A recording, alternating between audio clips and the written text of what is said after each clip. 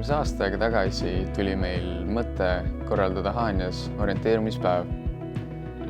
Kuna just oli lõpetatud noorteka abiga kaardistamistööd, oli meil ka kaart võtta. Nii et panime sõpradega pead kokku ja hakkasime projekti kirjutama. Nii korraldajate kui ka osalejate vaatest läks sündmus väga hästi. Kogemus oli veidi raskem, kui alguses võisime arvata, kuid õppisime selle käigus palju projekti kirjutamise kui ka sündmuse läbiviimise kohta.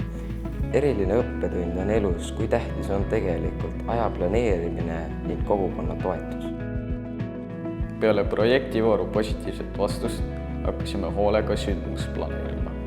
Meie sooviks oli kaasata võimalikult palju piirkonna noori ning pakkuda neile erilist orienteerumiskogemust. Seega tegime kindlaks, et peale vahemaa läbimise saavad osalejad teha ka kaasahaaravaid ülesandeid.